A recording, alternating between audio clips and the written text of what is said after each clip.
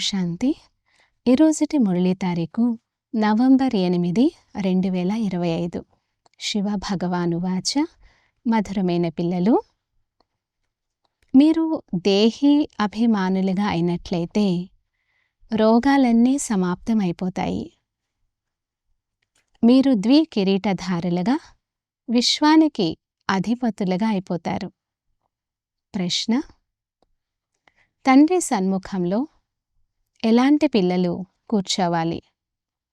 జవాబు: ఎవరికైతే జ్ఞాన డాన్స్ చేయడం వస్తుందో వారు కూర్చోవాలి.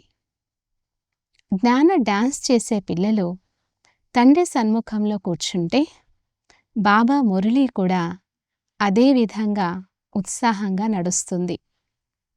ఒకవేళ ఎవరైనా ఎదురుగా కూర్చొని అటు ఇటు దిక్కులు చూస్తూ ఉంటే ఈ బిడ్డ ఏమాత్రం అర్థం చేసుకోవడం లేదని తండ్రి భావిస్తారు. అప్పుడు బాబా బ్రాహ్మణులను, మీరు ఎలాంటి వారిని తీసుకొచ్చారు? బాబా ఎదుట కూర్చొని కూడా ఆవలిస్తారని తండ్రి ప్రశ్నిస్తారు. మాకు ఇలాంటి తండ్రి లభించారని పిల్లలు ఆనందంతో నాట్యం చేయాలి. పాట: దూరదేశంలో నివసించేవారు పరాయి దేశంలోకి వచ్చారు. మధురాతి మధురమైన అపురూపమైన పిల్లలకు మాత్పిత బాప్దాదాల ప్రియ స్మృతులు మరియు గుడ్ మార్నింగ్. ఆత్మిక పిల్లలకు ఆత్మిక తండ్రి నమస్తే. ధారణ కొరకు ముఖ్య సారం. ఫస్ట్ పాయింట్: రాత్రి నిద్రించేందుకు ముందు బాబాతో మధురాతి మధురంగా సంభాషించండి. బాబా, మేము ఈ శరీరాన్ని విడిచిపెట్టి మీ వద్దకు వస్తాము. ఇలా స్మృతి చేస్తూ చేస్తూ నిద్రించాలి. స్మృతియే ముఖ్యమైనది. స్మృతి ద్వారానే బంగారు బుద్ధి గలవారిగా అవుతారు.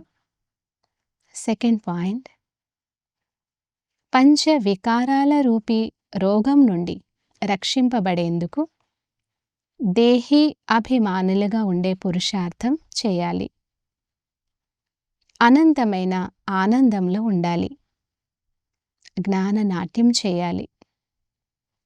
క్లాస్లో సోమరితనాన్ని వ్యాపింపచేయరాదు. వరదానము: సేవ ద్వారా అనేక మంది ఆత్మల ఆశీర్వాదాలను ప్రాప్తి చేసుకొని సదా ముందుకు వెళ్ళే మహాదాని భవ. వివరణ: మహాదానులుగా అవ్వడం అనగా ఇతరులకు సేవ చేయడం. ఇతరులకు సేవ చేసినందున స్వయం యొక్క సేవ స్వతహాగానే అయిపోతుంది. మహాదానులుగా అవ్వడం అనగా స్వయాన్ని సంపన్నంగా చేసుకోవడం. ఆత్మలకు ఎంతగా సుఖము, శక్తి మరియు జ్ఞానాన్ని దానం ఇస్తారో అంతగా ఆత్మల నుంచి వెలువడే ప్రాప్తి యొక్క శబ్దం లేదా వారి నుండి వెలువడే ధన్యవాదాలు మీకు ఆశీర్వాదాల రూపంగా అయిపోతాయి. ఈ ఆశీర్వాదాలే ముందుకు వెళ్ళేందుకు సాధన. ఎవరికైతే ఆశీర్వాదాలు లభిస్తాయో వారు సదా సంతోషంగా ఉంటారు. కనుక ప్రతిరోజు అమృత వేళలో మహాదానులుగా అయ్యే ప్రోగ్రాంను తయారు చేసుకోండి. ఏ సమయం కానీ ఏ రోజు కానీ దానం చేయనిదిగా ఉండరాదు.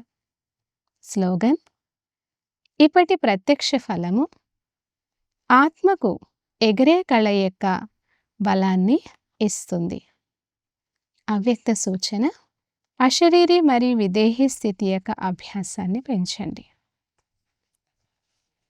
తండ్రికి సమీపంగా సమానంగా అయ్యేందుకు దేహంలో ఉంటూ విదేహీగా అయ్యే అభ్యాసం చేయండి. ఎలాగైతే కర్మాతీతులుగా అయినందుకు ఉదాహరణగా బ్రహ్మబాబాను చూశారో అలా తండ్రిని అనుసరించండి. ఎంతవరకు ఈ దేహం ఉంటుందో కర్మేంద్రియాలతో ఈ కర్మక్షేత్రంలో పాత్ర చేస్తున్నారు అంతవరకు కర్మలు చేస్తూ కర్మేంద్రియాల ఆధారాన్ని తీసుకోండి. తర్వాత వాటికి భిన్నంగా అవ్వండి. ఈ అభ్యాసమే విదేహిగా చేస్తుంది. ఈ అభ్యాసమే విదేహిగా చేస్తుంది. అచ్చా. ఓం శాంతి.